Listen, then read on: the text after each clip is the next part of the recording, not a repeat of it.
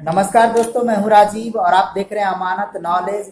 दोस्तों, आज हम जानकारी प्राप्त करेंगे कि 3 सीमानी पत्थर का सत्यापन और मुस्तकिल कैसे कायम करें। तो दोस्तों, इसको जानेंगे और जानने से पहले आप हमारे चैनल पर नए हैं तो चैनल को सब्सक्राइब कर लीजिए और बेल आइकन प्रेस कर दीजिए। चलिए आगे जानकारी प्राप्त करते हैं।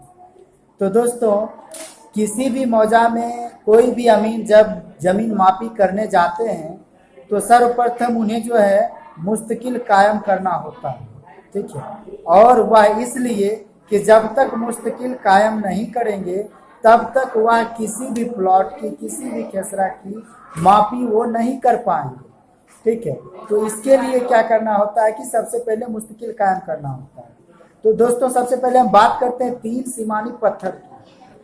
3 सीमानी पत्थर जो होता है दोस्तों, किसी भी मौजा में 3 सीमानी पत्थर अगर है तो आप वहां जाएं और नक्शा में देखें कि उसके आसपास या उससे थोड़ा हटके अगर कोई और 3 सीमानी पत्थर है तो नक्शा में उसकी दूरी देखें और सरजमीन पर फिर उसकी दूरी देखें, ठीक है। और उस दूरी से आपको पता चल जाएगा कि 3 सीमानी पत्थर जो है सही जगह पर है, मुस्तकिल जो कायम करते हैं उस तरह से वो मुस्तकिल कायम होना संभव है या नहीं है। वो सारा चीज़ पता चल जाता है जब आप एक 3 सीमानी पत्थर से दूसरे 3 सीमानी पत्थर की दूरी को तय करते हैं।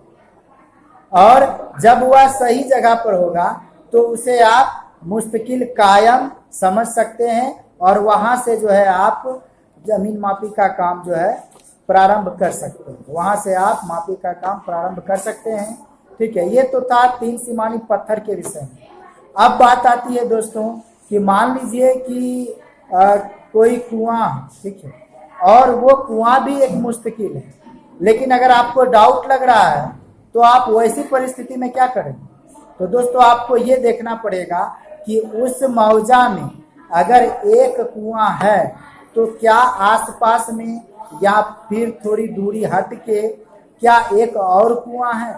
तो आप जब देखते हैं कि एक कुआं है, उसके आसपास जो है या फिर थोड़ा दूर हट के एक और कुआं है, तो आप एक कुआं से दूसरे कुआं की दूरी को तय करते हैं और वहां आप देखें कि नक्शा में जो दूरी बताया जा रहा है सरजमीन पर उतनी दूरी है या नहीं। तो उससे आप सत्यापित कर सकते हैं एक कुआं से दूसरे कुआं। तो कुआं भी एक मुस्तकिल माना जाता है, कुआं भी मुस्तकिल होता है।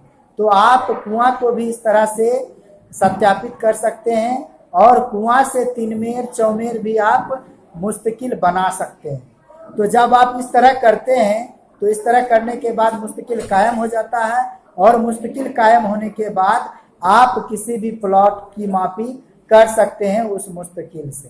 तो दोस्तों, उम्मीद करता हूं कि आपको समझ में आ गया होगा। अगर समझ में आ गया तो वीडियो को लाइक शेयर करना ना भूलें। मिलते हैं नेक्स्ट वीडियो के साथ, तब तक के लिए अलविदा। थैंक्स।